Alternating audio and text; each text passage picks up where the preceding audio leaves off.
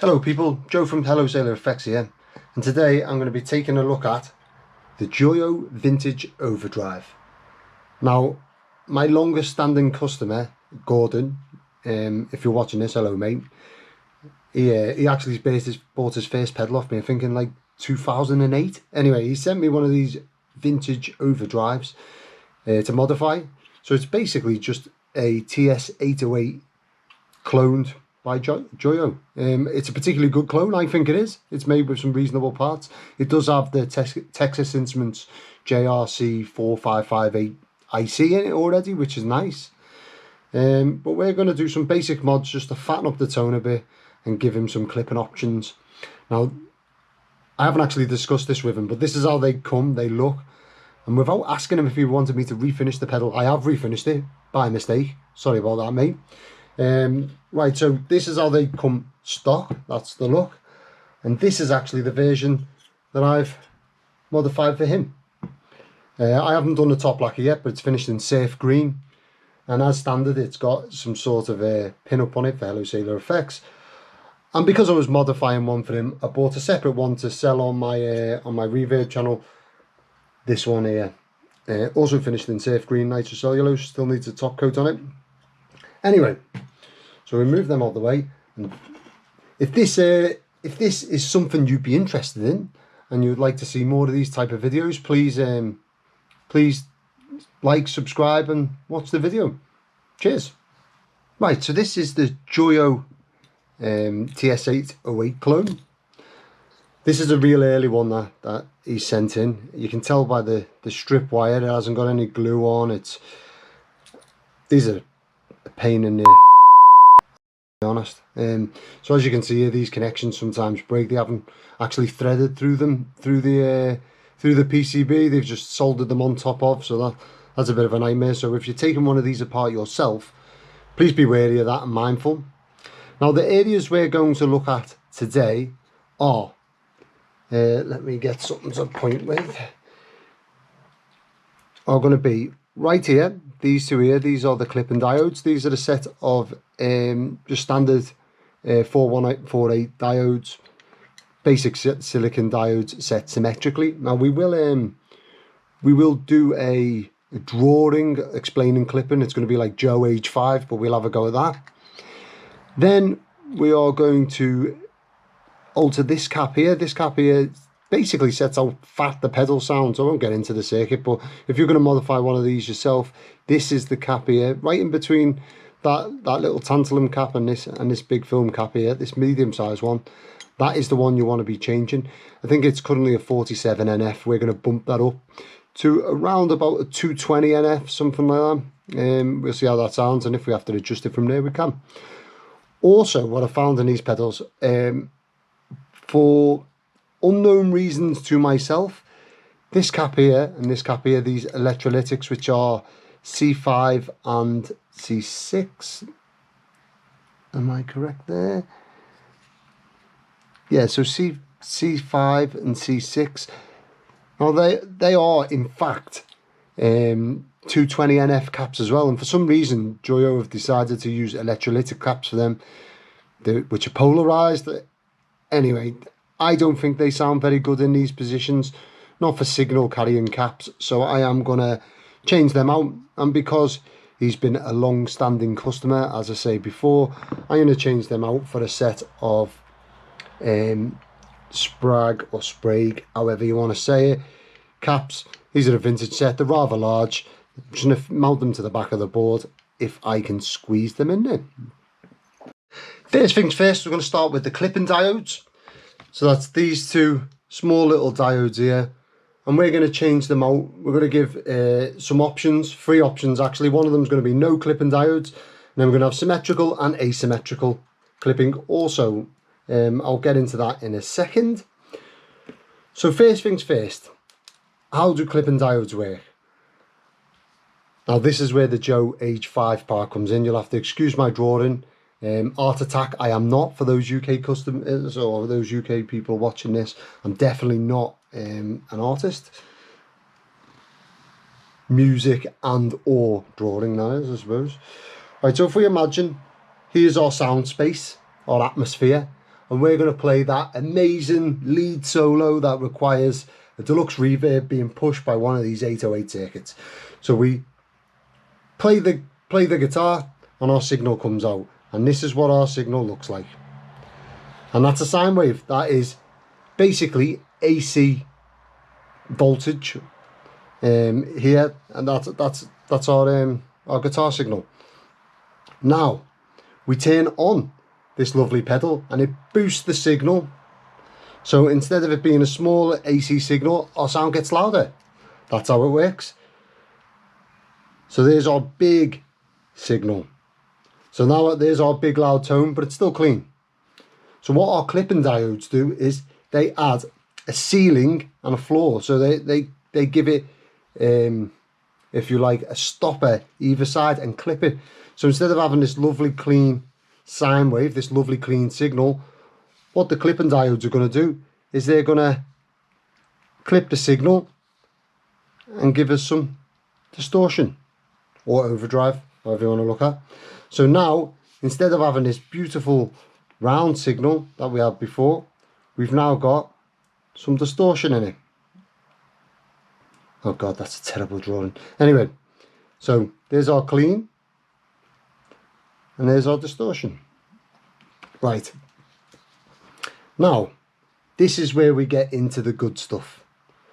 So how are we going to do it? Well, I like to use some of these. These are some vintage 1588D Japanese diodes, used way back when, and reasonably hard to come by. I mean, I really like the MA150 diodes that come in a very first TS808, but they are impossibly hard to come by, and I've used the last of them. So unfortunately, we're going to go with these ones today. They still sound great, and these are what we're going to use symmetrically. And then for asymmetrical, I'm going to use these Russian germanium diodes. So let's see. So if I'm going to talk symmetrical clipping, we're going to do it like this. We're going to clip both sides of our signal. So the top will be clipped and the bottom will be clipped. And that means that our diodes are going to be positioned like this.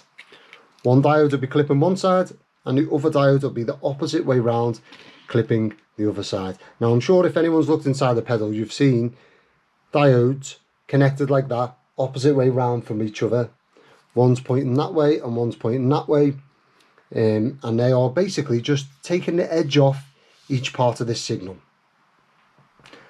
Now, depending on how much this diode clips at, so for example, each diode will have what's called a forward voltage, and I kind of let you know how much voltage it's going to let through before it cuts the signal.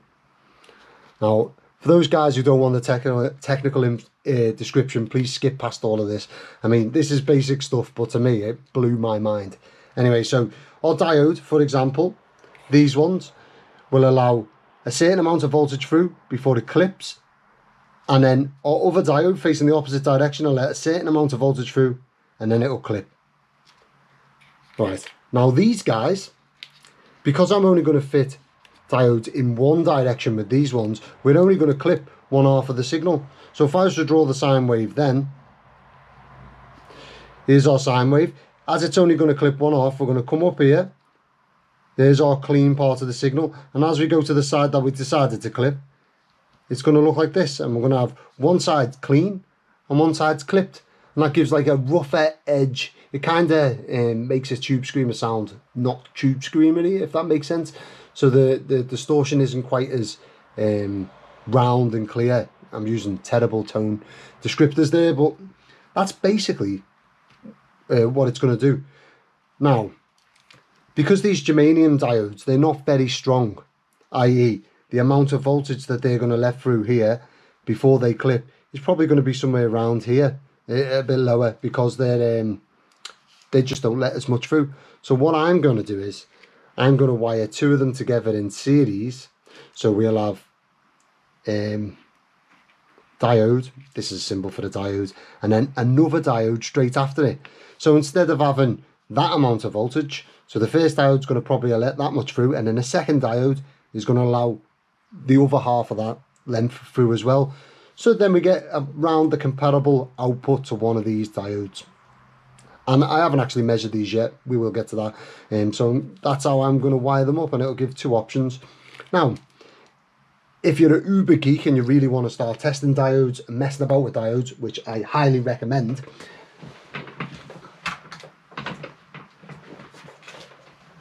this is how I do it. Right, so we have our tester here. On mine, if I go round to the ohm setting, it could be on any of them. This little yellow symbol at the top here means that I can cycle through and get to this diode symbol here, which means I'm going to be able to measure diodes. Right, and you'll get a little diode. I don't know how well this will show up on the camera, but you're going to get a little diode symbol there. Now, we're going to take our diode. I'm going to put our leads either side of it, and it should give us a reading. So this diode will allow 0.271272 volts to go through. If we mix our leads the opposite way round, it doesn't let any through, because they only work in one direction, which is why we have 1 point in one way and 1 point in the other way when we're doing symmetrical clipping, is because they only work in one direction. So it doesn't work that way, does however work that way. So 2.72 volts. For a germanium diode, for these particular ones, the Soviet made these, real nice diodes. And now for our silicon diode, this has got 0.567 volts. So as you can see, it's almost twice the voltage of the germanium. So our other germanium is at 0.265 volts. Great. So now we know that when we wire these together, I mean, I won't wire them together, I'll just give them a twist and I'll show you what I mean. So if we add these two together, and they've got to be pointing in the same direction to do this. You can do this with any two. You could mix match germanium silicon, you could use LEDs, MOSFET, all of this jazz. But for me, I know how these diodes sound and I like them. So now we've made two diodes pointing at each other. And if I go either side of that, no voltage because I've got them the wrong way. Well done, Joe. This way round we get 0.49293, still going up a little bit. So this now is going to be our asymmetrical clipping. So it's going to allow one side of the sine wave through on its own, clip the other side. And then this side here is going to be our symmetrical clipping, because this diode's going to clip this side and this diode is going to clip this side. Now also the switch I use is 3 positions. So there's 3 positions we can have. We've got our symmetrical, our asymmetrical. Now in the center position, I have it set so then it won't clip anything. The reason for this is, if you want a high headroom, clean, high fidelity, it's my favorite setting if you can't tell on a Tubescreamer, signal, you're going to have it with no clipping diodes, so it allows the whole of this signal through. And the only clipping you might get, probably not in this type of pedal, would be the op amp, which you're not going to get in a Tubescreamer. You more get that in a Rat. But what you do get is the drive from your amplifier or other effects pedals that you're hitting with the Tubescreamer. So the high headroom setting is by far my favourite setting. I hope that helped explain clipping. And now we're going to go to actually taking out the clipping diodes from the circuit and adding in our own on a switch. So what we're going to do is, just for clarity, if you want to do this yourself, the labelled up as D1 and D2 on this Joyo circuit is right next to this op amp here. There's these 2 little clipping diodes. Now what you can do is, or what you should do I should say, is if I was being professional, which I never am, I would remove these diodes, pull them out, get some solder socket or something on there, remove the solder, and then rehouse wires through it. But from experience, these boards, although these are great pedals, the boards aren't amazing, and the little eyelet on the board sometimes comes out and it's a pain. So what I'm going to do is I'm going to clip these diodes out as close to the diode as I can, and the 2 longest little legs I'm just going to make a hook, and then make a hook with a cable, and I'm going to fire that cable over to my switch, which is here, and then I'm going to wire the diodes onto this switch. So if you're interested in that, while we're here, we might as well explain that. Stand by for another Joe age 5 diagram. So we have here our circuit. So here's our power line coming through, our signal line. It's putting signal through here. Now to get to our diodes, this is a real rough drawing. We're probably going to have one diode here and one diode here. They're pointing in opposite directions because they're going to be symmetrical clipping. As we said before, we're going to have one pointing that way and one pointing that way, and then the signal comes out here. And that's basically how they're wired up on this board. So if I was to clip here and clip here, clip here and clip here, no matter which leg I take now, as long as I'm taking one from one side and one from the other side of the diodes, it's going to be connected to this point here and this point here. So the idea being is I'm going to take my wire from here, it's going to go over, and the wire from here, the opposite side of the diode, is going to go over here to my switch. Now, as I've shown you before, this is our switch. Got a lug here and a lug here, which is going to have our asymmetrical diode in. And it's got a lug here and a lug here, which is going to have our symmetrical diodes in. Oh my god, I am really terrible at drawing, but there you go. So there's our asymmetrical and symmetrical, and then we've got our two lugs in the center, which we're going to attach our wires to. Now how this works. So our signal is going to come down here. It's going to go to the switch and then from the switch here. When the switch is in the center position, these two lugs here, the in and out, are not connected to anything. So we take the diodes completely out of the circuit. We don't have them, and we increase our signal to be this big sine wave, as shown before. If we click our switch down, oddly enough, in the down position, it connects these two lugs here to these two lugs here. So these will be connected, which means that the signal comes through here and goes to this side of the diode and through here to this side of the diode. Now that's only going to clip in one direction, so we will get our asymmetrical clipping. And if we change the switch to the up position, that way it's going to connect these two lugs here. This lug's going to connect to this one, and this lug's going to connect to this one, which means that our signal is going to come through here to this lug, be clipped one direction by one diode, and through here to this lug. It's going to clip in the opposite direction to give us our symmetrical clipping, which is going to look something like that. Right, now that we've got the board and stuff out the way, time to dig into the circuit. As ever, I'm going to use my favourite Nipex snippers. I've got about 10 pairs of these by now. Thank you very much to Reeves Electro for suggesting these. They're unbelievable.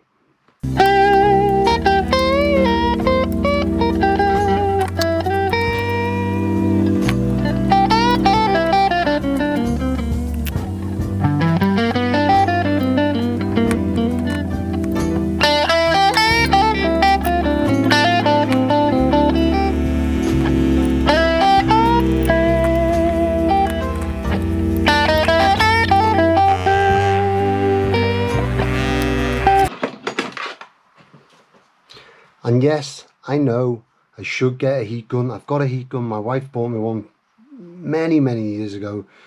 But I just like using a lighter. And I know it's not the best way to do it.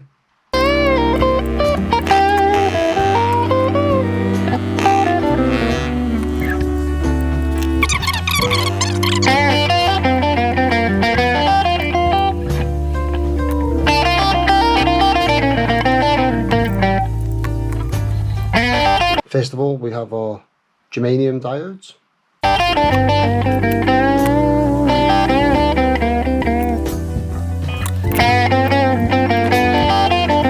Next, we've got our two vintage Japanese silicon diodes. Now, as you can see, the little blue lines on here, sometimes it's a black line on some diodes or multicolored lines on others. But this little line here, we want to have them at opposite ways from each other, so then one is clipping one way, one's clipping the other way.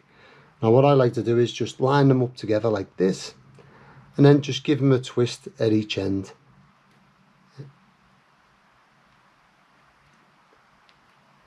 As such. Right, I'm just going to put a bit of solder there, and then I'll be able to clip one of these leads off and place the other lead through our switch.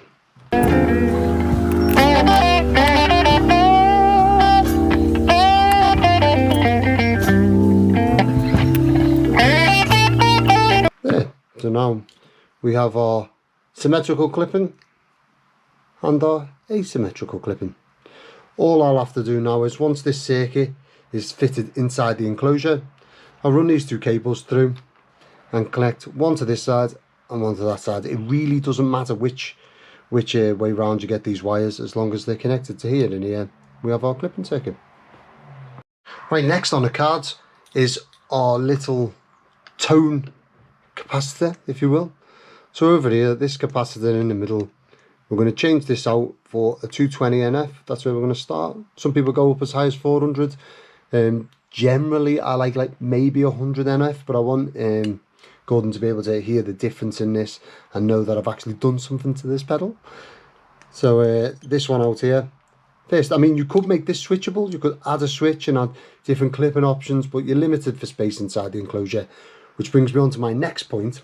He's also, from a previous pedal build or picture he's seen on Instagram, asked me if I'd use some of these vintage Soviet Ukraine built paper and oil capacitors, and as you can see, compared to the circuit, this is actually pretty massive. So to fit this, I'm going to have to run two wires from the circuit, as I have with the clipping circuit, and mount this where the battery actually normally goes. So apologies Gordon, you're going to lose that battery option, which I'm pretty sure he doesn't use.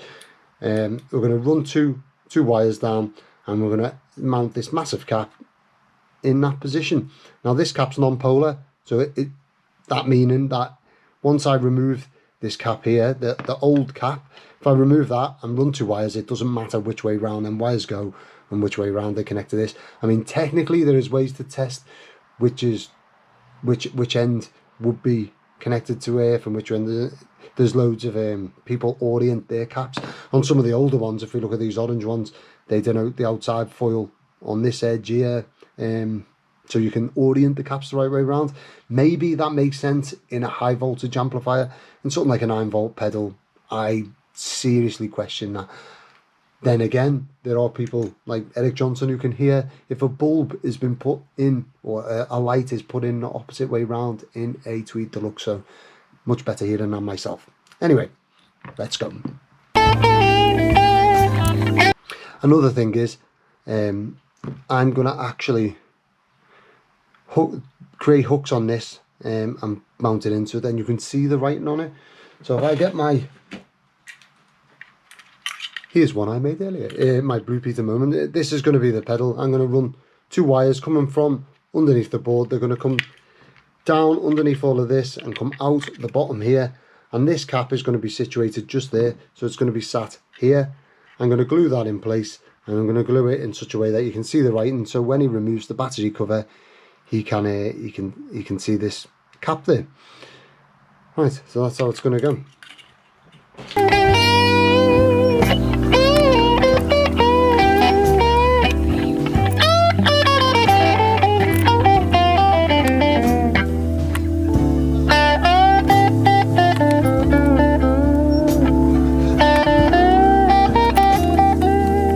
So having soldered them on, I just had a thought, this being a really old capacitor, I need to test it really to make sure that it is putting out the capacitance that I want, that we want even, and there's no ESR, which is resistance. I know the R stands for resistance. Is it electrostatic resistance? I don't know. Anyway, some sort of resistance that's bad. A little bit of resistance is going to be okay. So here we have 9.2 ohms, which is reasonably, it's on the high side from what I would expect. I wouldn't put this in a guitar amplifier, put it that way. However, for this application, I think we are going to be okay. So, let's carry on.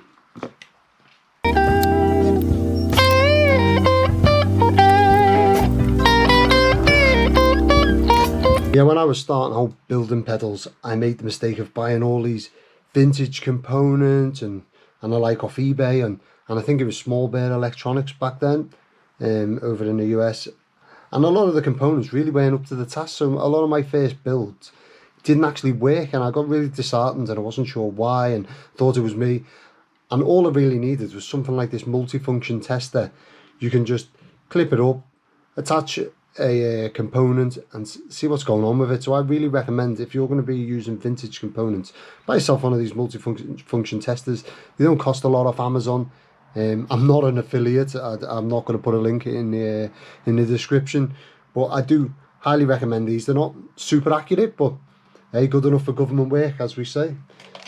Right, now next we're going to remove this cap from the board. So I know that if I'm looking at the top side here, I've got a resistor, a capacitor, then the capacitor I want, and then a capacitor after it, and then where our clip and diodes go. So I flip this board over.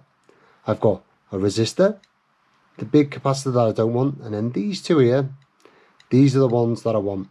So what I'm going to do is, not the most technical way and not the way you should do it. Really, I should heat it up, solder sucker, and then just remove the component. That would be too professional, sensible, and it's not really how we do it here at Hello Sailor. So what I'm going to do is I'm going to heat this side up while simultaneously jabbing my multifunction covered in glue electrical screwdriver underneath the component and flicking it out in an unprofessional manner. Let's go. Always want to get a little bit of solder on the tip of your soldering iron before that, because solder is the best form of heat transfer. So or the best thing for heat transfer, should I say. So if there's a little bit of solder on the end there, the heat transfer is a little easier, which means that you'd have your soldering iron on the circuit board for less time, which is always a good thing.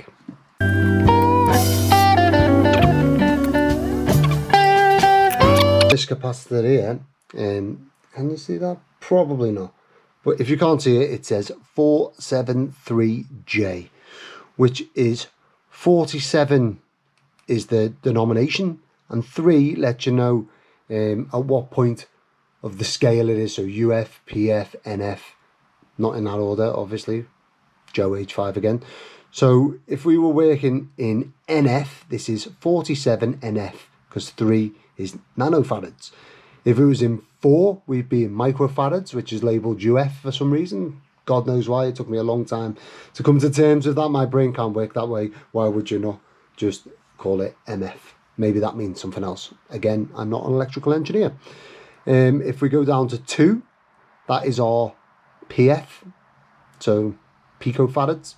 So right now this is 47 NF, and we're going to increase it to 0.22 UF, which is the same as saying 220 NF. So it's going from 47 NF to 220 NF. Now, to make sure that this is going to fit, you could measure this out beforehand or after you fitted it into the enclosure. But what I find is helpful is I have a spare one. Fit this in here, and then we can actually see how long it's going to be. So I'm going to glue it in here. We want our cables to come together and run the length of this, and if we can make it to the end of the circuit board, that is going to be long enough for me. So I'm going to clip them there, and then I'm going to go ahead and heat shrink them up and fit them to the board.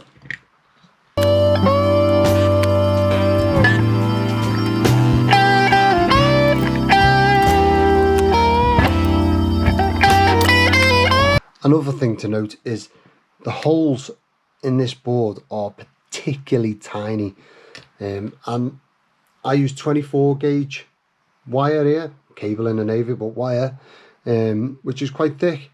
Sometimes I go down to 26 gauge, which is better, but because it's quite thick, all I'm going to do is I'm going to spread out the wire. And again, if I'm being too basic to you folks who are more advanced in electronics, should probably give up watching this by now, I suppose. I'm going to spread this wire out. I'm just going to clip half of it off, and that will make it much easier to thread through the circuit board. Once I get to that point, it will go into the hole much easier and save faffing about and adding loads of heat to the circuit, which could then damage something else. And again, when you come to thread this through the circuit, don't leave the end of your wire really long. It makes it really difficult to thread through.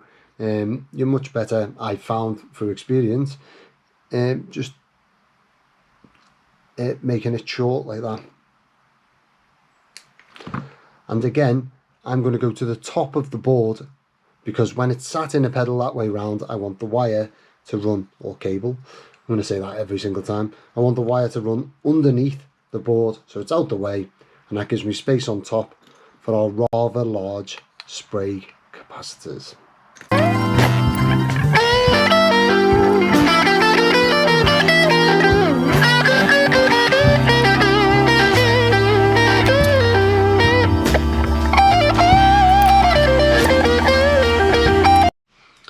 Next step is going to be to remove the two electrolytic capacitors C6 and C5.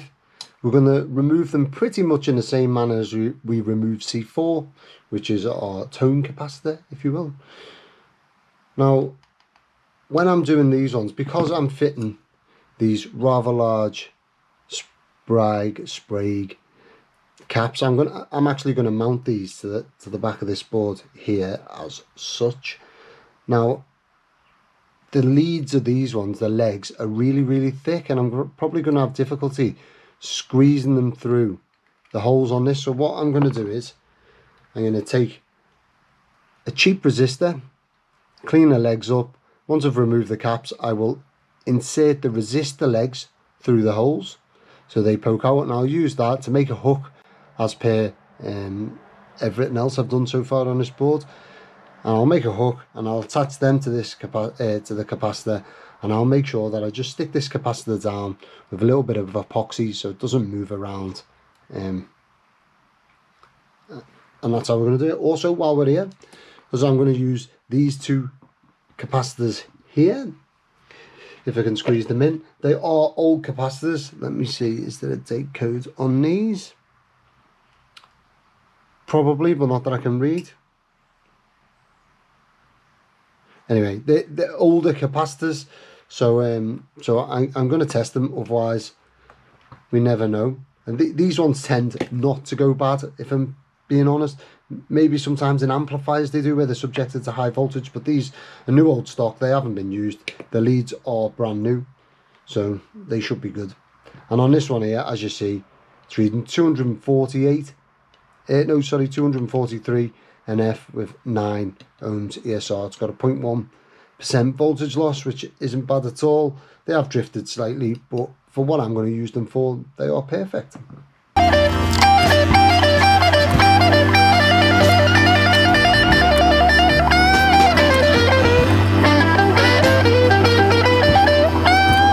Now, when removing these ones, previously I got my multi-tool / screwdriver underneath and pull them out, because these caps are nice and long. If you're quick enough, you can just put your finger on one side of it, and when you heat it up, lean with your finger up against it. The leg should pop out. It shouldn't get too hot.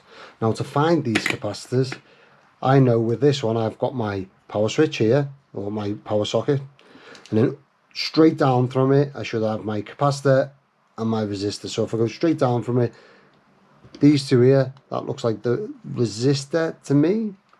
So there's your resistor, and then this one here attached to earth, and this one here, these look like my two capacitor legs. So we shall see.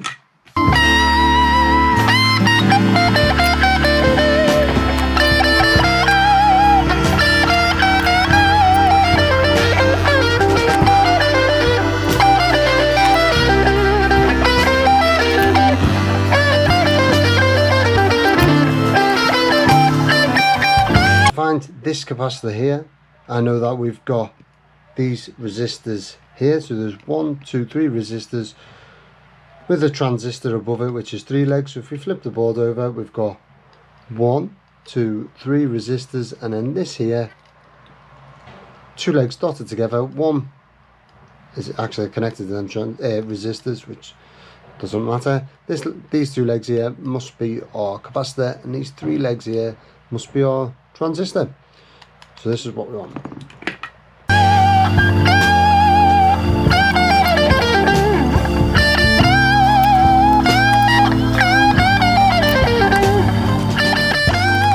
Previously discussed, we're not going to use this this battery snap, mainly because we won't have space for it once we apply this. So I'm going to just clip that out.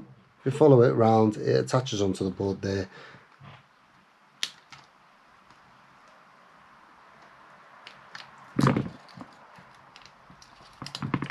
So take that out of the way, and then we've got space for our rather large capacitors to go in. Also, when we're mounting these large capacitors to the top of this board, we want to make sure that we've got enough space. So if I side by side it here, we can see that I've got this much depth in the actual enclosure itself to fit the capacitor in. So height wise, it's going to fit in. Now if you look closely when you're doing this, and I've fell foul of this plenty of times, got all excited, bought myself the largest possible components, because that's what I always do to make it hard for myself, and measured it up against the enclosure. Oh look, it fits. But what actually you're measuring it up against is where this recessed screw hole is here, because that's where the base is going to sit in. It's going to butt up against these here. So what you want to do is get your capacitor as close to that as you can, and make sure that you've got some clearance for the base to fit on. I've done this before, tested the pedal, went to put the bottom on to fit it to my board, and then lo and behold, you can't fit the bottom on. So now I know that they're going to fit. What else we need to do is make sure that there's enough space to actually get 2 of them in there sensibly, to be able to, well, fit the 2 of them in. Now I'm going to put one here, which is going to attach to these 2, which is just here. I'll be able to bend them leads into place, and this one here, which is attaching to these, is probably going to be best sat just there. So this side, and that'll all fit in. I am going to again orientate them so then the spray is pointing upwards, so people can see what value they are if they wanted to look in the future to do repairs, mods, whatever.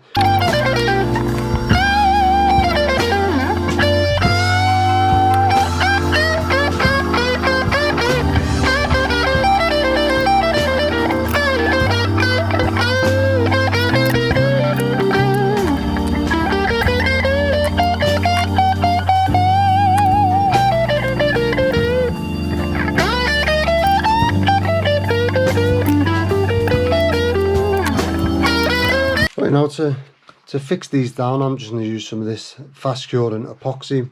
Mega Bond is the brand that I quite like. I'm just going to use a dab of that underneath each one, just to secure them down so they don't rattle around in there and come loose, cause any problems in the future. Told you this was a multi-tool screwdriver. Fantastic.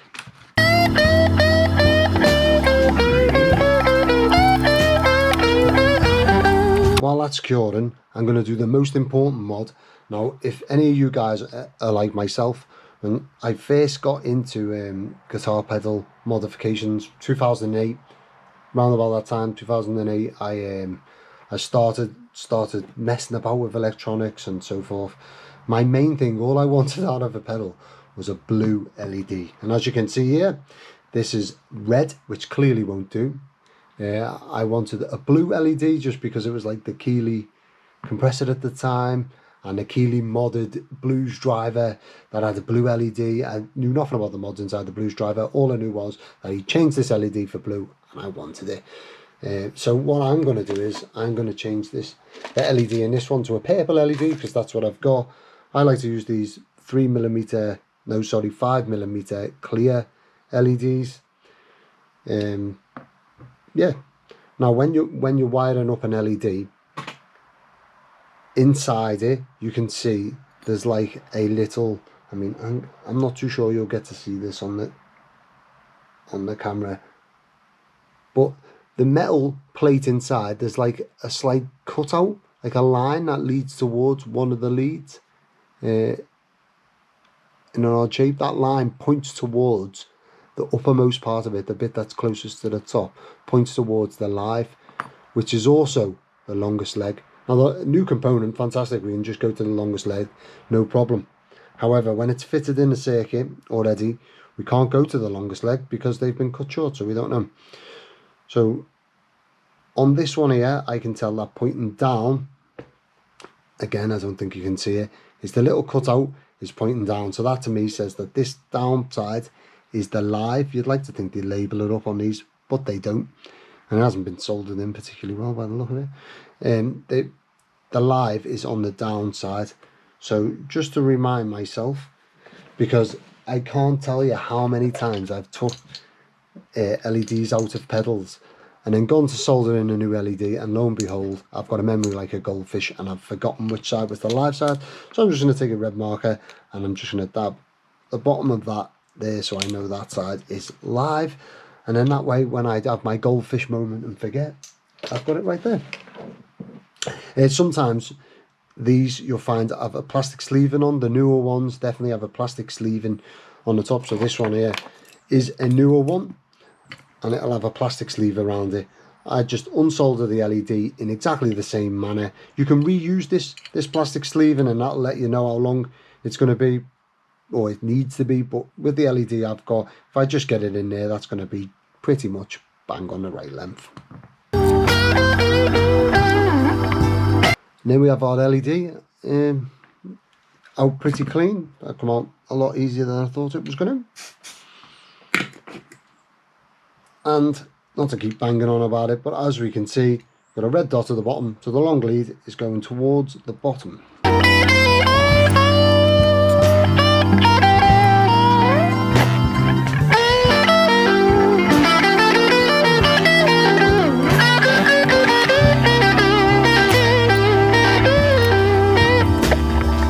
Now before fitting all of this back in the pedal and then going to test the LED and it doesn't work, I'm going to just test it now while it's on. So I've got my power lead, plug that in. And another thing I've found on these pedals, which when I was starting out, I found out the hard way. Oh look, it doesn't work, and I was all shocked. Like, oh no, it definitely doesn't work. But what it is that it needs an input jack in there to activate the circuit, much in the same way that you would have on an old fuzz pedal. Once you plug your input in, it activates the battery. Well, this does the same. So is our input jack.